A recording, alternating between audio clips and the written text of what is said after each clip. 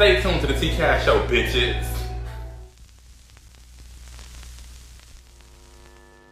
So what's up? Thanks for tuning back into another episode of the T-Cash Show. Today is just a story time about my very first fight that I've ever got into. Well, we're going to scratch that. The very first school fight that I ever got into. Now, people who know me personally know this, but those who do not will know that, you know, I can't count how many fights that I've been in my entire life on my hands. I done been around the block when it comes to fighting in my 19 years of living. Now, I don't necessarily like fighting, but if you start something with me, bitch, you best believe I'ma definitely finish it. It's not over till I motherfucking say it's over, and that's just what the fuck it is, and that's just it for that. But this fight in particular was over a game of social studies. Not a game of social studies, but a game we were playing in social studies. So, people who know me would know that I'm very competitive. I do not like to lose. Like, losing, what the fuck is that? It's a foreign language to me. I've been with the winning team. I was born into the winning team, period. But, we were playing Jeopardy. I was in the 4th grade. And we were playing Jeopardy, and we were reviewing for our test that we had coming up. I believe it was like the day before the test or something like that. And the teacher split us up into groups of 4. You know how teachers do that or whatever. Split us up into groups of 4. And I just always been like a leader and just very outspoken. And just like a know-it-all. So it's just kind of like I was just naturally always made the spokesperson for the groups, for teams that I was in for school. It was always being, you know, T. He gonna be the one who talk. He gonna be the one who do the answers. He know the answers, pretty much. And so they made me the team captain, as they should. And so, you know, when it comes to games in class, the team captain or the spokesperson is going to be the person who speaks on the team's behalf. Like, they're the only person who can give an answer for what the question is. Like, any other person who answers on that team, their answers won't be considered. It's only the person who was the spokesperson that could give an answer. And so whatever this question was, I don't remember what the question was now. It's been so many years. Like I said, this was the 4th grade, but I knew what the answer to this question was. It was no doubt in my mind. It was no type of nothing. I knew 110% what the fuck this answer to this question was. And so it was to the point to where the game had been going on. It's the end of the game now. You know, it gets to the point in Jeopardy to where you bet it all, or, you know, you could double it, you could bet all you got, or you could bet some of it, or you could bet nothing. And so me being ballsy like I am and just confident how I am, and I know this shit like the fucking back of my fucking hand, I tell my team off rip, like, we betting it all, because we finna win this shit. We finna win that motherfucking candy. So we bet it all, and so the teacher gave a question for the groups, the 2 groups, they were saying the final 2, and Final Jeopardy. It was 2 teams left, and so now, you know, we bet it all, and we had like the most points. We had like 6,600 points or something like that. So we bet a fucking lot. If we would have won this question, it was no way in hell that no other team could have won, because we were winning, and I carried the team to where we were at. So when the teacher came to when this girl, you just want some camera time so bad. Raggedy self, need a haircut. But when the teacher came to us to ask, you know, like, what was the answer to this question, this motherfucking boy, I would never forget his fucking name. His name was Dwayne. Dwayne motherfucking Johnson, I believe. Yup. Dwayne Johnson ass. So I'm telling they ass, like, you know, I know what this answer is, and the whole group was like, okay, we're gonna go with what T said. We're gonna let T answer the question. When this motherfucking teacher came around and asked the question to our group, he blurted out the motherfucking answer that he was just so persistent with it, that he just truly believed that his gut the answer was right. I keep saying that answer is motherfucking wrong. Do not say that shit. We're gonna lose. If you give that wrong answer, we're gonna lose it all. I'm telling you, I fucking know what this answer is. He blurts out this wrong ass answer and the motherfucking teacher took his motherfucking response. Bitch, he ain't the motherfucking team captain. He can't fucking say shit. I'm the team captain. Do you know she took his motherfucking answer and that shit was wrong and we lost it all? Oh, bitch, I was heated. I was motherfucking heated. Bitch, I'm getting like amped right now. Like my adrenaline is pumping again. Because, bitch, if I said some shit was not right and I know it's not right and I keep telling you and you're going to go against the motherfucking grain and say what the fuck you wanted to say and I told you. Bitch, it's my team. Woo! Child. The literacy. I just gotta just regroup. Girl. Susie, can you believe this shit? This your first time hearing this story, girl. This your first time hearing this story, so she listening too, because she ain't never heard this story before, and I'm just... Girl, that was some bullshit. He had me fucked up. So, anyway, we lost it all. And I was so heated. I'm like, he ain't even the captain. And the teacher was like, you know, be quiet. Like, whoop-de-whoop-de-woo, whoop-de-whoop-de-woo. Like, pretty much she was accepting the answer. So, at that point, I turned to Dwayne and I said, I'm beating your motherfucking ass. Yes, I did. Just like that. I told him, I said, I'm beating your motherfucking ass. And he was like, well, fight me then. I said, at the end of the day, meet me in the motherfucking woods, because I'm fucking you up. You gonna learn. And so, everybody in the class like, ooh, they gonna fight at the end of the day. Oh my God, they gonna fight, they gonna fight. And so, you know, I really kind of didn't mean it. I mean, I meant it, but, you know, I didn't think we was gonna really fight, like, but I ain't no hoe. Let's be very fucking clear. My mama ain't raised no hoe. I ain't never been no bitch. I ain't never been no hoe. Never. But my mama ain't raised no hoe. So, you know, I taught that cash shit in the classroom. And ultimately, I had to back it up. And I was fine with that. And so, we got out of school at 3:20. And we had these woods that was behind the playground that we had. And so, these ghetto ass kids, this school was on Schoolcraft. Woo, child, the ghetto. If you're from Detroit, you know Schoolcraft is the hood. If you're from other states, you wouldn't know. But Schoolcraft is a rough area. And so, I'm on Schoolcraft on Bird Road, and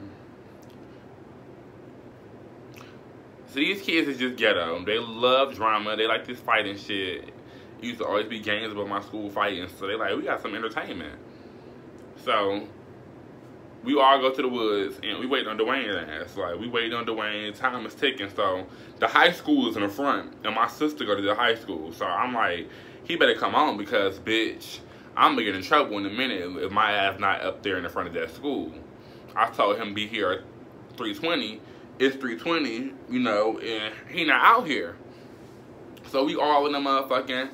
We all in the woods and shit, and we looking for him. We cannot find him. Like, he is... I'm sorry, y'all. So it's 3:20, and we in the woods, and we like, where he at? Like, he is nowhere to be found. And so we all like, yeah, we gotta go. Because, you know, we all little ass kids. We in the 4th and 5th grade. We like, our siblings in the front, and pretty much like my brother, my sister, whoop-de-woo. Like, we gotta go. And so... as we leaving out of the woods to say fuck the whole thing, and I'm like, jeez, because I wasn't really, I mean, I'm with the shit, but I wasn't really, I'm just upset at the moment. Like, I was talking out of frustration, but if you want to get it cracking, you know, what the fuck is up? What's poppin'? And so we leave out of the woods, and who the fuck, what do you know? I see motherfucking Dwayne coming across the motherfucking bridge, coming down the wooden stairs. Fuck! I'm about to have to fight for real because, like, I gotta back it up. Like, I can't be like, okay, I gotta go. I ain't finna fight you. When I initiated the shit, I called you out like, I ain't no hoe. And so, so he ended up coming down to the woods or whatever. And when he got down there, it was pretty much just like, instantly like, what's up? Like, what's up? Like, I dropped my bag. And he dropped his bag, and so we went into the center of these little woods, and you know, we would size each other up or whatever, walking around in a circle. And so he started walking up on me, and they like, well, you know, y'all ain't got to fight though. And so I just blew his shit out, like, bitch. I just stuck him. I just hit him in the shit. And I used to always say that I wasn't gonna hit first. I never hit first, but I had to. Like, I ain't no hoe. Like, do you know who I am? Do you know who my sister is in high school? Like, if word get back to her up there that I started some shit and then got my whole car pulled, she gonna beat my ass.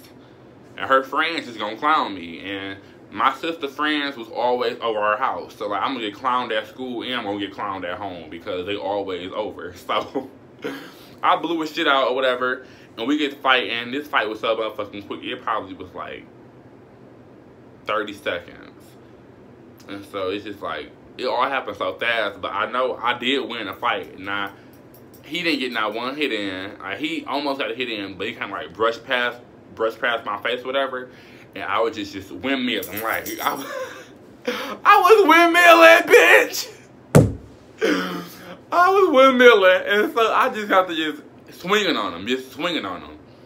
And so then the security guards started coming down. Yes, my school has security guards. These ghetto ass security guards started coming towards the woods like, T, what y'all back there doing? Whoop, whoop, whoop. So we all just scattered. We all scattered like roaches. Just fucked it. Like, the fight just ended. We all scattered. But I didn't fucking know that when I was swinging on him, I scratched his face. Oh my God. His mama was up there and everything. Like, his mama came up to the school and shit.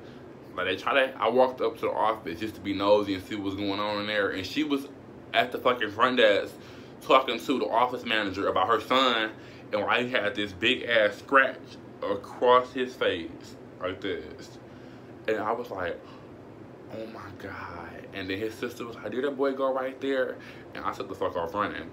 But since we did it in the woods, it wasn't on camera. You know, we in the hood, so ain't nobody snitching. I mean, he wasn't really no hoe about it. Like, he took his L in peace. He didn't really tell what happened. But he did tell who did it. He said who did it, but he didn't say what happened. So that was that. And the security guard knew what happened. The security guard knew I was back there fucking that boy up. But at the same time, like, I was popular. Like, I was lit. I was popular. My sister was popular in the high school. So pretty much, like, I was just getting away with murder and shit. Like, because of who I was and who my sister was, like, they wasn't pretty much getting me and my sister in trouble for shit. Especially not for no fucking lame-ass little boy who wouldn't even have no fucking siblings in high school. He's just like a little lame-ass kid.